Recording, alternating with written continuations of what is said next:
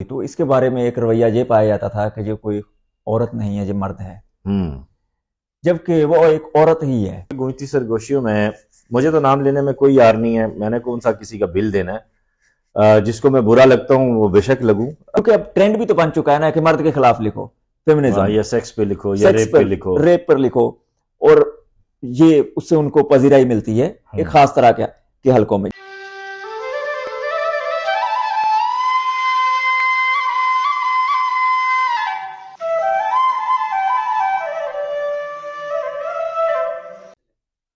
آداب دوستو، سخن میں خوش آمدید، میں ہوں وقاص عزیز اور آج کے انتہائی اہم پوڈ کاسٹ میں آپ کو خوش آمدید کہتا ہوں۔ فکشن سیریز پوڈ کاسٹ جاری ہے۔ حفیظ تبسم صاحب کے گزشتہ 2 پوڈ کاسٹ کا احوال آپ تک پہنچا اور آپ کا فیڈ بیک ہمارے لیے بڑا قیمتی ہے۔ حفیظ چونکہ یہاں اسلام آباد میں موجود ہیں اور ہم ان کی موجودگی کا فائدہ اٹھا رہے ہیں، آج اس موضوع پہ آپ کو خوش آمدید کہتے ہوئے حفیظ میں اس نشست کا آغاز کرتا ہوں۔ جو موضوع ہے ہمارا وہ یہ کہ معاصر منظرنامے میں، افسانوی منظرنامے میں کون سی نئی آوازیں جو ہے وہ شامل ہوئی ہیں اور نئے لکھنے والیوں کو کس طرح ان کے فکشن کو دیکھا جا رہا ہے، ان کے موضوعات کو دیکھا جا رہا ہے اور کتنا اہم کام وہ کر رہی ہیں۔ میں سمجھتا ہوں کہ مرد حفیظ افسانہ نگار یا فکشن نگار وہ پھر بھی لائم لائٹ کا حصہ رہتے ہیں، کسی نہ کسی ادبی کانفرنس میں نظر آ جاتے ہیں، کوئی انٹرویو ہو رہا ہے، کہیں صدارت کر رہے ہیں، کہیں کتاب آ رہی ہے، کہیں فلیپ لکھ رہے ہیں، جبکہ سینئر خواتین افسانہ نگار بھی اس حوالے سے پیش رہتی ہیں، جبکہ ہماری جو اہم عصر ہیں میں سمجھتا ہوں کہ ان پر بات نہیں ہو رہی۔ اس کی کیا وجہ سمجھتے ہیں آپ؟ اس کی پہلی وجہ تو یہ ہے کہ ہمارے ہاں جو پاپولر فکشن لکھا جاتا ہے وہ بڑی تعداد میں خواتین ہوتی ہیں، تو جو خواتین سامنے آ رہی ہوتی ہیں تو ان کے بارے میں کچھ ذہنوں میں یہی ہوتا ہے کہ یہ کوئی پاپولر فکشن ٹائپ یا پوئٹری اس طرح کی ہوگی، تو وہ اس کے نیچے بھی اس کا بھی شکار ہوتی ہیں خواتین۔ ٹھیک ہے، جبکہ موجودہ منظرنامے میں جو ہمارے ہاں خواتین شامل ہو رہی ہیں، اور بالخصوص 2010 کے بعد کی بات کروں گا میں، کیونکہ اس کو میں نے اپنے سامنے دیکھا ہے، ان 1.5 دہائی کو اپنے سامنے گزرتے ہوئے دیکھا، اس میں 6-7 خواتین فکشن نگاروں کا بہت اچھا اضافہ ہوا۔ اچھا، واہ۔ شاعرات کی میں اس لیے بات نہیں کروں گا کہ وہ بہت زیادہ ان کے پاس بے پناہ آپشنز ہیں، اپرچونٹیز ہیں، ان کے پاس آپشنز بھی ہیں، جیسا کہ اسی دہائی میں صنوبر الطاف، واہ، صنوبر الطاف صاحبہ نے اپنا آغاز تو شاعری سے کیا تھا، کائنات کے بیک یارڈ سے 2017 میں شاید انہوں نے لکھنا شروع کیا۔ اب 2024 میں ان کے افسانوں کی کتاب سامنے آئی، اس کتاب کو پڑھتے ہوئے یہ نہیں لگتا کہ یہ کوئی ایسی افسانہ نگار ہے کہ جس نے بس 5-6 سال سے لکھ رہی ہے۔ اس کتاب کو دیکھتے ہوئے یہ اندازہ ہوتا ہے کہ یہ منجھی ہوئی لکھاری ہے۔ اور آپ کی بات کو آپ بڑھاتے ہوئے میں یہاں ایک سوال بھی چھوڑوں گا، اور چونکہ آپ نے نظموں کی بات کی تو آپ کی اجازت سے میں ایک جملہ کہنا چاہ رہا ہوں صنوبر الطاف صاحبہ کے بارے میں۔ ضرور۔ وہ میں یہ کہنا چاہ رہا ہوں کہ میں یہ دیکھتا ہوں کہ ہمارے ہاں نظم کی شاعرہ، یہ نثری نظم کی شاعرہ، عموماً اس پر ایک چھاپ لگ جاتی ہے کہ نسوانیت ہے، وہی فیمنزم ہے اور وہ سب چیزیں ہیں، جبکہ صنوبر الطاف مجھے فہمیدہ ریاض کے قد کے برابر نظر آتی ہیں، مجھے قرۃ العین کے قد کے برابر نظر آتی ہیں، مجھے سارہ شگفتہ کے حوالے سے نظر آتی ہیں، عذرا عباس کے حوالے سے نظر آتی ہیں کہ ان کے ہاں خواتین کے ایشوز پہ بات تو ہے، لیکن کائناتی سوالات موجود ہیں، اور ذہن میں جو ہے وہ ان کی نظمیں جب مکالمہ کرتی ہیں، بطور قاری جب میں نے ان کو دیکھا تو مجھ پہ کئی پرتیں ان کی واہ ہوئیں، کئی سوالوں نے جنم لیا، اور مجھے کہیں سے بھی لگا کہ یہ جینڈر بیسڈ نظمیں ہیں۔ اور ایسے ہی ان کے جو سوال ہے افسانے کے حوالے سے وہ یہ ہے، ان کے ہاں آج کے جزیات کیا آپ کو نظر آتی ہے؟ ای میل، خط، واٹس ایپ، چیٹ، چیزیں، مطلب کسی اور افسانہ نگار کے ہاں مجھے یہ حیرت نظر نہیں آئی۔ ہاں، یہ صنوبر صاحبہ کے ہاں یہ مجھے بہت زیادہ حیرت ہوئی کہ یہ ہمارے ہاں خواتین ٹیکنیکس کے تجربات بہت کم کر رہی ہوتی ہیں بہت کم، جبکہ جو معاصر انسان کی بیگانگی ہے، انسان کی اپنی ہوئی بنائی ہوئی دیوار ہے، جو آج کا انسان ہے، تو اس کو بیان کرنے کے لیے بھی آج نئی ٹیکنیکس ہوں گی، نئی لفظ ہوں گے، کیونکہ ای میل یہ اسی شاید صدی کی ہے چیز، اور واٹس ایپ،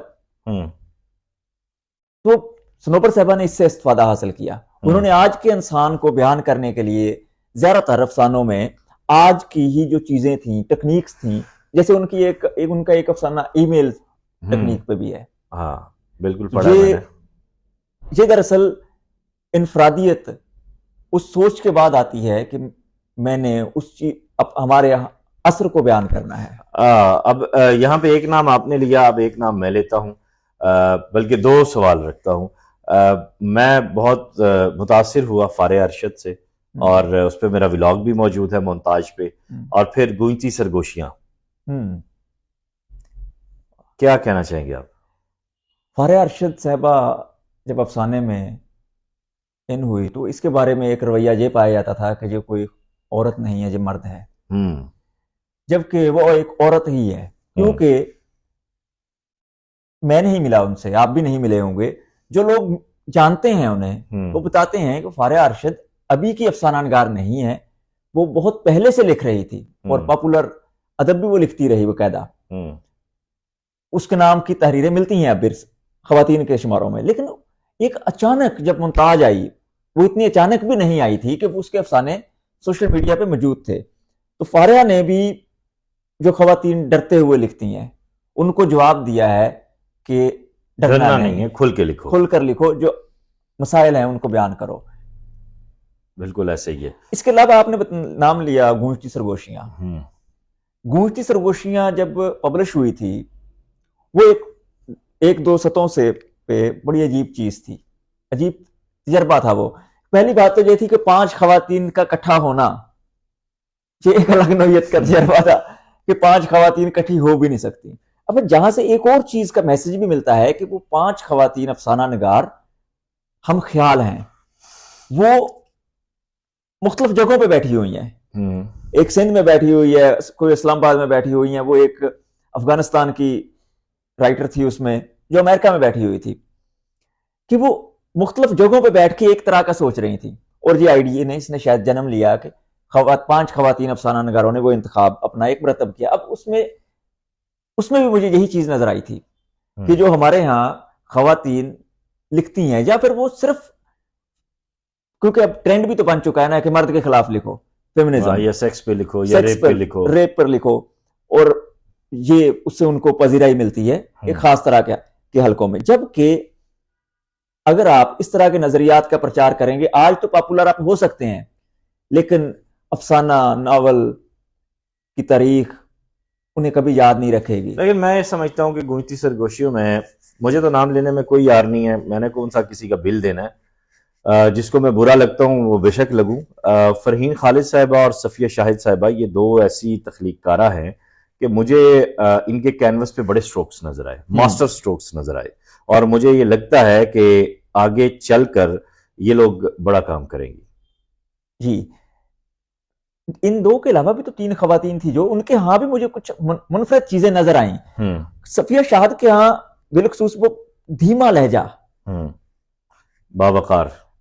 باوقار بھی ہم کہہ سکتے ہیں اس کو، لیکن لٹریچر میں باوقار کا دھیما لہجہ. اور فرحین خالد کے ہاں تھوڑے سے ماڈرن جو سائنس ہے اس نے جس طرح انسان کو اثر انداز ہوئی ہے وہ اس کے ٹچز ملے. اچھا وہ خبر جو تھی افغانستان والی، وہ جو نام ذہن سے نکل رہا ہے میرے بھی نکل گیا، میں انہوں نے وہ جو ایشوز تھے ان کے ہاں اس پہ لکھا. ایک سندھ کی اس میں افسانہ نگار تھیں، سندھ کی افسانہ نگار نے وہ چیزیں بیان کی جو نفسیات کے حوالے سے تھی خاص طور پر. اچھا اس طرح فاطمہ عثمان تھی اس میں. فاطمہ عثمان بھی کوئی نئی لکھنے والی نہیں تھی. فاطمہ صاحبہ کے افسانے پہلے بھی منظر عام پر آئے، لیکن ہوتا یہ ہے کہ ہر آدمی کے پاس کچھ ویرائٹی ہوتی ہے. کچھ ویرائٹیز ایسی ہوتی ہیں کہ جو آپ کو بالکل ہی ایسے لگتا ہے کہ یہ ساری آزارگاہ میں نے پڑھی اور میرا بڑا دل تھا کہ میں اس پہ کمنٹس دیتا، لیکن پھر مجھے یہ یاد آیا کہ یار لابیز کے خلاف بولنے کا پہلے بھی مجھے بڑا نقصان ہوا ہے، لہٰذا چپ ہی رہا جائے. یہ بھی شکر ہے کہ کوئی خاتون لکھ رہی ہے اور یہ بڑی اچھی بات ہے. جی تو مجھے گونجتی سرگوشیاں سمیرہ ناز صاحبہ ہیں، ان کے ہاں تنقید کا بڑا اچھا شعور ملتا ہے. اسی طرح ان کے افسانے میں بھی اچھا اسی طرح میرے ذہن میں کچھ جو چیزیں آ رہی ہیں جو خواتین آ رہی ہیں، اینجلا ہمیش واہ، بہت اچھا اور اہم کام کر رہی ہیں. بہت اچھا اور اہم کام کر رہی ہیں. وہ شاعرہ ہونے کے ساتھ ساتھ افسانہ نگار ہیں, اور اس کے افسانے میں مجھے ایک بڑی حیران کن چیز نظر آتی ہے, فینٹیسی. کیونکہ وہ شاید اپنے بابا سے متاثر ہیں, احمد ہمیش صاحب سے, بڑے آدمی تھے, بڑے آدمی تھے اس میں کوئی, تو وہ بھی ان کا میدان تھا. ان کے ہاں جو ایک حیران کن چیز نظر آتی ہے وہ بھی نفسیات ہے, کہ انسانی نفسیات. واہ. اور اسی طرح آپ دیکھیں عمیرہ اشفاق, ہاں کیا بات ہے. کتبوں کے درمیان جب ان کی کتاب افسانوں کی شائع ہوئی تو اس کے افسانوں میں چرچل ایک کریکٹر تھا. بالکل چرچل ایک کریکٹر تھا, بالکل. تو سنگ میل نے چھاپی ہے. سنگ میل نے چھاپی ہے.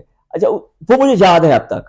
چرچل کسی بھی ایک افسانے کی خوبی یہ ہوتی ہے کہ وہ اپنا نقش چھوڑ جاتا ہے, وہ اپنا نقش چھوڑ جاتا ہے, اور ایک ایسا کردار ڈیولپ کرتا ہے کوئی فکشن رائٹر جو دیر پا زندہ رہتا ہے پھر. اچھا اسی طرح عارفہ شہزاد. کیا بات ہے. عارفہ شہزاد نے شاعری تو بہت زیادہ کی, ان کی بہت زیادہ سے مراد یہ ہے کہ 2 کتابیں, ہاں عورت ہونا, ان کے عورت ہونا, تنقیدی حوالے سے بھی اہم کام آیا. جب بھی ان کا خود کلامی کا روز نامچہ ان کی نئی کتاب آئی. عارفہ نے جو ناول لکھا میں تمثال ہوں, کیا بات ہے. میں مداح ہوں اس ناول کا, میرے سے کھو گیا تھا لیکن مل گیا اور میں نے اس کو بارے دیگر پڑھا. میں تمثال ہوں ایک ایسا ناول ہے جس پہ اچھا ایک پروپیگنڈا بھی کیا جاتا ہے ہمارے یہاں کہ وہ یہ ہے کہ بایوگرافیکل ناول. اچھا بایوگرافیکل ناول لکھنے میں بھی کوئی حرج نہیں ہے. یورپ میں اس بایوگرافیکل ناول کی ایک پوری روایت موجود ہے, پوری روایت بھی موجود ہے, اور اس کو بہت امپورٹنس دی جاتی ہے فکشن کے مقابلے میں, اور اسے زیادہ اہم سمجھا جاتا ہے. اچھا ایک اور چیز دیکھیں کہ جب بھی ہمارے ہاں یہ زیادہ اچھا خواتین اس کا بھی شکار ہوتی ہیں, جہاں میں لفظ استعمال کروں گا بیچاری خواتین, کیونکہ مرد پھر بھی اپنے آپ کو بہت ساری محفلوں میں بیٹھ کے بتا سکتا ہے کہ میری کہانی ایسے ہے. خواتین تھوڑا آتی جاتی بھی کم ہوتی ہیں, کہ اگر کسی افسانے میں یا ناول میں وہ شروع کیا جائے اور میں رو رہی تھی یا میں کی ٹیکنیک, تو وہ فوری یہی سمجھا جاتا ہے کہ یہ خود پر لکھا گیا ہے. ہاں ہاں بالکل ایسے ہی. اچھا جب عارفہ نے وہ ناول لکھا اس کے خلاف بھی یہی کہا جاتا تھا کہ یہ خود ہے. اچھا اگر وہ خود بھی ہیں تو پھر کیا حرج ہے اس میں. کیا بات ہے. اور اس ناول میں مجھے جو اہم چیز نظر آئی کہ میں تمثال ہوں, کہ وہ ایک عورت اپنے 7 معشوقوں کا ذکر کر رہی ہے, جو اس ناول کی وہ ہے کردار ہے, راوی ہے اس کی. وہ 7 معشوقے اس نے جس طرح بیان کیے, میرے لیے تو یہ ایک ویسے الگ تجربہ تھا کہ اتنا کھل کر لکھنا آسان نہیں ہوتا. اچھا آپ بھی تھی پاپ بھی تھی ساقی فاروقی کی مجھے یاد آ رہی ہے. اب وہ جب وہ اس پہ کوئی بات ہوتی ہے تو کہتے ہیں ہاں ساقی صاحب نے بڑی ہمت سے, جرت سے, حوصلہ سے کام لیا, انہوں نے سچ بول دیا. ابھی وہ تو بہت بڑے ادیب تھے. اب بھائی بات یہ ہے کہ ایک میل کام کرے, ایک مرد لکھاری یہ کام کرے تو ہمت اور حوصلے کی بات ہے, اور عورت کام کرے, عورت لکھے تو وہ متون ہے. ہاں یہ رویہ دیکھو اپنا وکاس آپ, یہ رویہ اسی لیے جنم لیتا ہے کہ خواتین نے لکھا بھی تو نہیں تھا نا کھل کے. کتنے نام آتے ہیں ہمارے سامنے, وہی فہمیدہ ریاض, وہی کشور نحید, وہی عذرا عباس, تنویر انجم, سارا شگفتہ. یا فکشن میں آپ دیکھیں کہ جو قرۃ العین حیدر تھیں, معذرت کے ساتھ میں یہ کہوں گا کہ انہوں نے لکھنؤ کے ایک ڈرائنگ روم سے آگے نہیں نکلی, وہ کہ اسی ایک خاص کلاس کو وہ بیان کرتی رہی اور کھل کے بھی بیان نہیں کیا. ہاں ہاں. اچھا ایک نام آپ بھول رہے ہیں, دردانہ نوشین خان. تھوڑی سی دردانہ نوشین خان, پھولوں کی رفو گری, اس طرح کی میں نے ان کی ایک کتاب بہت پہلے پڑھی تھی. ناول بھی آ چکے ہیں اور بہت ہی گوشہ نشین. ہاں وہ بالکل گوشہ نشین. ریگ ماہی ان کا ایک افسانوی مجموعہ جو غالباً 2016-17 یا 18 کے لگ بھگ, مجھے چونکہ یادداشت کے ایشوز ہیں اب, تو وہ چھپا تھا. اور میں سمجھتا ہوں کہ دردانہ کی لوکیل بہت مضبوط ہے, کیونکہ جس مظفر گڑھ سے میرے خیال سے وہ ہیں, جنوبی پنجاب سے. تو یہ جو سائیڈ ایریاز پہ ہماری لکھنے والیاں ہوتی ہیں یہ تو ویسے ہی اگنور ہو جاتی ہیں. نہیں ویسے کچھ اگنور نہیں ہوتا. اچھا کیونکہ ہمیشہ بڑا ادب مضافات کے لوگوں نے تخلیق کیا, اور بڑی شاعری تو ہوتی ہی مضافات میں ہے میرے خیال میں. اچھا وہ ایک وقت کے بعد بڑے شہروں میں چلو آ بھی جاتے ہیں, جب انہوں نے لکھنے کا آغاز کیا ہوگا. آپ دیکھیں کہ فیض صاحب, فراز صاحب, اور بھی بہت سارے نام ایسے ہیں. اچھا پنڈی اسلام آباد کے آپ شاعروں کو دیکھ لیں, جب انہوں نے اپنا آغاز کیا تھا لکھنے کا تو یہ پنڈی اسلام آباد میں نہیں تھے. اچھا اس کے ساتھ ساتھ تخلیق خود بولتی ہے. मजाफात कुछ नहीं कहता, मैं भी तो मजाफात का हूं। हम्म, मजाफात में बैठ के आप काम कर रहे होते हैं, थोड़ा टाइम लग सकता है हम्म। कि जो पीरियड, टाइम पीरियड जो होता है 10 नहीं, सालों मैं से। इग्नोरेंस की बात इस तरह कर रहा हूँ। देखें, मैंने दुर्दाना नौशीन खान साहिबा को जितना पढ़ा और ये देखा कि वो किसी अदबी महफिल में नजर नहीं आएंगी, उनकी कोई अदबी लॉबी नहीं है, कहीं पे वो उस तरह एक्टिवली हमें मूव करती नजर नहीं आएंगी, वो सिर्फ अपने लिटरेचर से जुड़ी हुई हैं। और ये गोशा नशीन सिंह जैसे मोहम्मद इलियास साहब हैं, बिल्कुल एक हाँ, साइड पे। मोहम्मद इलियास साहब तो एक बड़े आदमी है ना। हाँ, मोहम्मद इलियास साहब का जो काम है वो इस लेवल का है कि मुस्तनसर हुसैन तारड़ हमारे यहाँ अभी लेजेंड है, या खालिद फतेह मोहम्मद, या उनके मिर्जा अतर बेग, उनके बराबर रखा जा सकता है। अच्छा, अब जाते जाते आखिरी सवाल, मुआसर खातीन ये जो अभी हमारे सामने आई हैं, अब अभी हमने ये देखना है कि बलूचिस्तान से उर्दू लिखने वालियाँ कौन सी हैं, केपी से कौन सी हैं, कश्मीर से कौन सी हैं, जीबी से कौन सी, और इस इंटरव्यू के बाद यकीनन कुछ नाम सामने आएंगे, कुछ डिस्कशन होगी। तो आप मुआसर निसाई फिक्शनरी मंजरनामे से मुतमईन हैं?